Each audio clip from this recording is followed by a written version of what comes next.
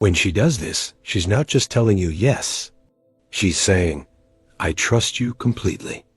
I'm giving you absolute control. I acknowledge your power. 99% of men only hear the first part, but completely fail to understand the second and third. They see this act as their victory, their personal triumph, another checkmark on their list of masculine achievements.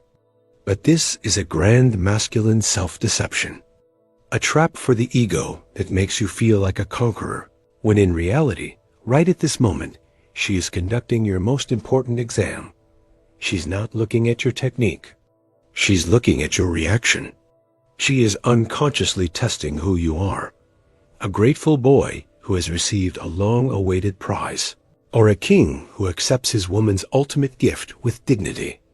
And everything depends on the answer to this silent question. Her future attraction, her respect, her devotion. And today, we will dissect this act with the scalpel of depth psychology. We won't be talking about physiology. We will be talking about power, trust, and the hidden female tests. Using the keys left to us by Sigmund, Freud, and Carl Jung, I will show you what her consent truly means on a symbolic and instinctive level. You will learn the fatal mistakes almost every man makes afterward, instantly dropping his status in her eyes. And most importantly, you will get a clear algorithm for the perfect reaction that will transform you from a mere lover into her personal archetype, into her own kind of God. But I must warn you, if you only watch until the middle, you'll only get half the truth. I will reveal the most important key at the very end. So before we begin, please give this video a like right away. And if you're new here and ready to go all the way for real knowledge, subscribe right now. And before we start, I'm very curious about our geography. Please write in the comments what city you're from. Our shared map is very important to me. Part 1. The archetype of trust. What Jung and Freud would say about her Violette Arabia Lyso. Let's get one thing straight. Her consent to this kind of intimacy is an act that lies far beyond simple physical desire, or, as many think, marital duty. It's a highly complex psychological and even evolutionary gesture. To understand its true depth, we need to descend to the lowest floors of the human psyche. And our first guide here is Sigmund Freud. What is this gesture from a psychoanalytic point of view? It is a voluntary regression, a return to the very first stage of psychosexual development, which Freud called the oral stage. Think of an infant. Its first contact with the world, with love, with security, happens through the mouth. Through the mother's breast, it receives not just food, but warmth, protection, and absolute, unconditional acceptance. In that moment, there is no fear, no anxiety, only total trust. And now, years later, an adult woman with you unconsciously reproduces this exact pattern. By consenting to this act, she symbolically returns to that state of infantile vulnerability and boundless trust. Her limbic system, her ancient brain, gives her a signal. It's safe here. This man can be trusted just like a mother. He will not cause harm. He is a source of warmth and protection. Understand the depth of this signal. These are not just words. This is a verdict from her nervous system. If a woman does not feel absolutely safe with you on a deep animal level, she will never go through with it. She will find 1,000 reasons, excuses, she have a headache, or just not be in the mood. Her self-preservation instinct simply won't allow her to enter this state of total vulnerability. Therefore, her yes is the highest biological compliment to your inner state. She is telling you without words, my instincts are silent around you. They recognize you as a guarantor of safety. But while Freud saw this as a return to childhood trust, his student, Carl Jung, would go even deeper, to the collective unconscious. For Jung, this gesture is not just a regression. It's a powerful archetypal ritual. And here we come to the second signal she sends you, the recognition of your status. the recognition of the king archetype within you. What does this mean? According to Jung, within every woman lives the anima, her unconscious image of the ideal man. And this image is always searching the external world for an embodiment of strength, order, power, and confidence. She is looking for a man who embodies the archetype of the king, the chief, or the leader, the one who sets the rules, bears responsibility, and leads others. So, her consent to this act is a symbolic coronation. It is a ritualistic gesture of acknowledging your high rank. Do you understand? She isn't just pleasing you.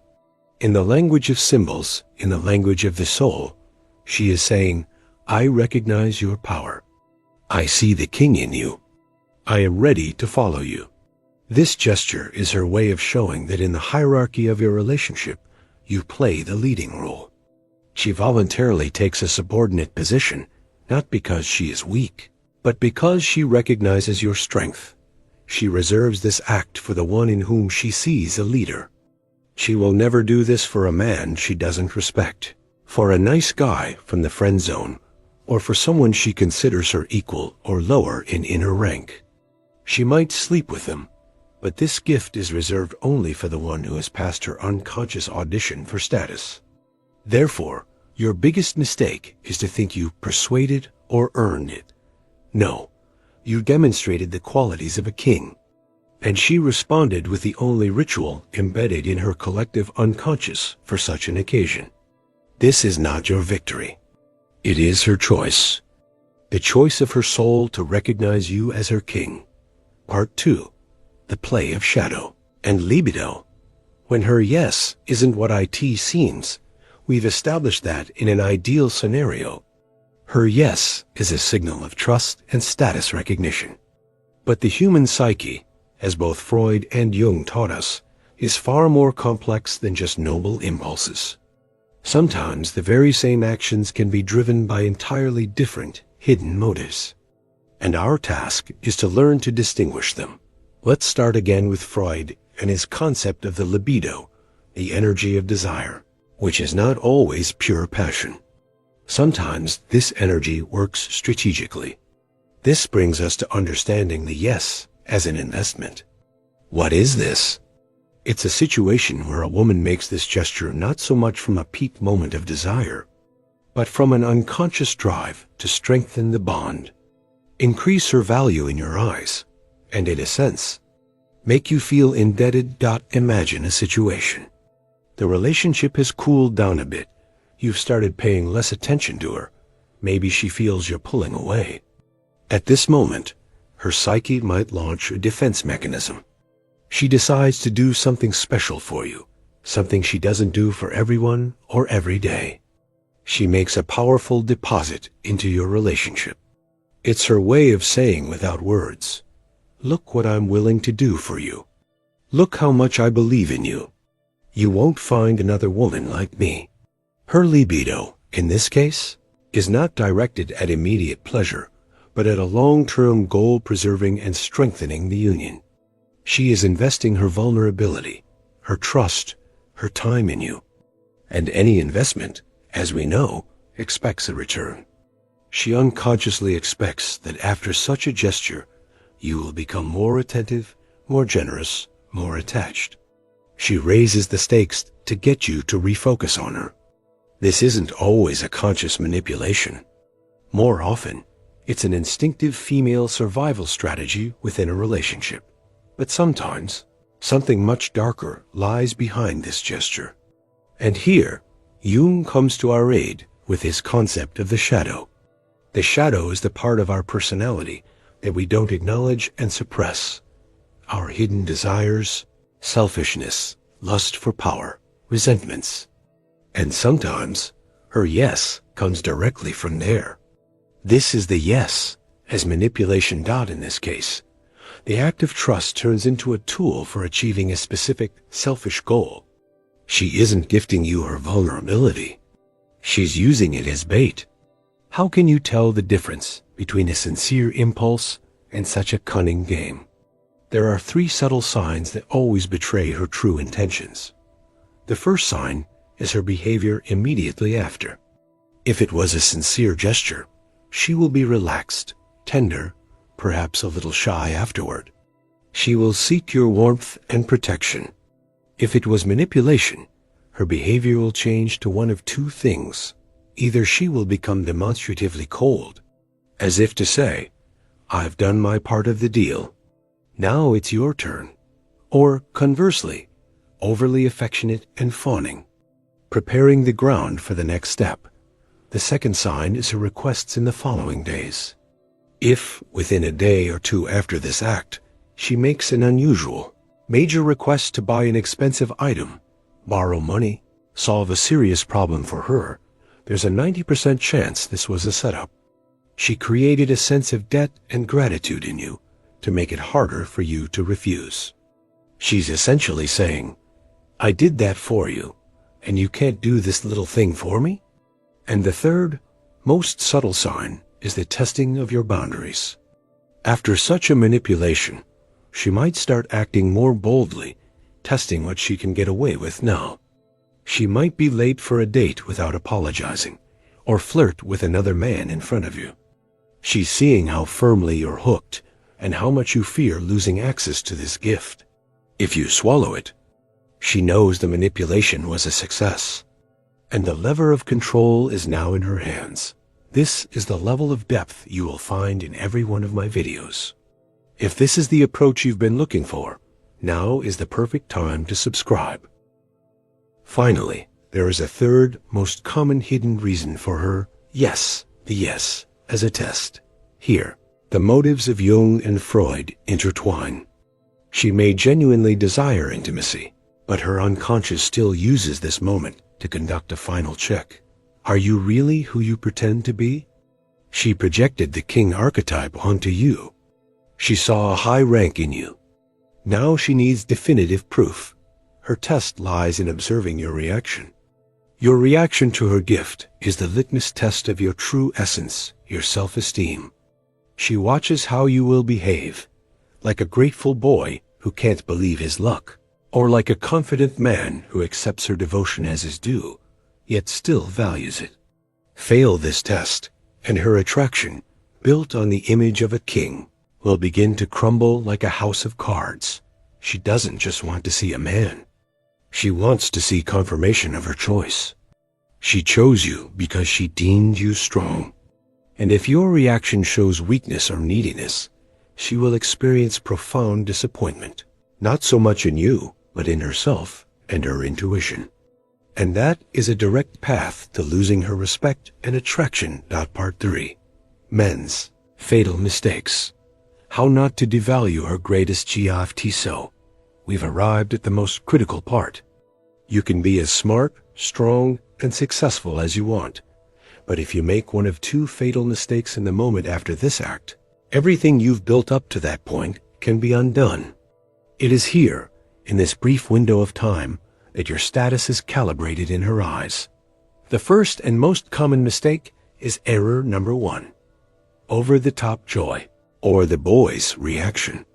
What happens? She gives you her vulnerability, and in return, she sees a man who acts like he just won the lottery. Excessive delight, phrases like, "Oh my God, that was incredible. Thank you, thank you. I've waited so long for this." He starts fussing, showering her with thanks, acting like a fan who just got an autograph from a star. Why is this a mistake? Because such a reaction instantly communicates one simple thing to her. For me, this is a huge rarity and of supreme value. And what is rare and supremely valuable? Something you can't get regularly. Something that, by your own internal assessment, you don't quite deserve. Your ecstatic joy is a signal of your low self-esteem and low position in the relationship. Hierarchy. Let's recall the king archetype. Does a king act surprised and overjoyed when his subjects bring him gifts and swear allegiance? No, he accepts it with dignity. He values it, but for him, it is the natural order of things. He knows he deserves it by right of his status. The boy's reaction completely shatters this archetype. In her eyes, you instantly transform from a king into a page who has been shown great mercy. And if she showed you mercy today, she might not show it tomorrow. The power shifts to her. The second mistake is the opposite extreme. Error number 2, silence and indifference, or the tyrant's reaction. The man, having listened to advice about being an alpha, decides to show his imperturbability.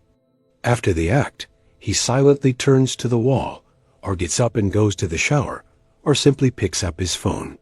He says nothing. He demonstrates complete indifference, thinking it will show his strength and independence. This is an even bigger mistake than the first. Why? Because she didn't just give you a physical act. She gave you her vulnerability, that very state of infantile trust Freud spoke of. She opened herself up to you completely. And in return, she received ... emptiness, neglect. Her gesture was devalued. She perceives this not as your strength, but as your disdain, as you having used her. A storm of thoughts rushes through her mind. I opened my soul to him, and he doesn't care. I was just an object to him. I made a mistake. This hurts her far more than any harsh word. Such behavior doesn't just make her regret what she did. It causes her shadow, her dark side, to harbor resentment. And that resentment will inevitably find an outlet later, in passive aggression, arguments over nothing, or coldness. The tyrant's reaction is the fastest way to kill her trust and make her shut you out forever. Both of these mistakes are two sides of the same coin. They show that the man doesn't understand what just happened. One devalues himself, the other devalues her gift. The correct path lies exactly in the middle. And that is the path of the king. Part 4. The king's correct reaction. What to do after so. We've covered what not to do. Now for the most important part. A specific step-by-step algorithm for the correct reaction. A reaction that will not only solidify your status as a king, but will multiply her attraction and devotion. The ideal reaction consists of 2 parts, the right words and the right actions. Let's start with the words. The ideal words to say to her afterward. Forget praising her technique or how good it was for you. Those are all low-status, physiological compliments. The king talks about something else. He talks about the essence. Your task is to say 1 or 2 short but powerful phrases that show you appreciated not the act, but its meaning. That you saw not her lips, but her soul. Here are a few options. Choose the one that best fits your style. Immediately after, holding a short pause, you say calmly and in a deep voice, I value your trust. Or, that was very ... intimate. Or even more powerfully, thank you for your devotion. What do these phrases do? They hit the bullseye. You're not thanking her for a service, like a boy. You are acknowledging the value of her gift, her trust, her openness, her devotion. You are showing that you understood the deeper meaning of her act. For a woman to hear, this is like balm for her soul. It means her most intimate gesture was understood and accepted correctly.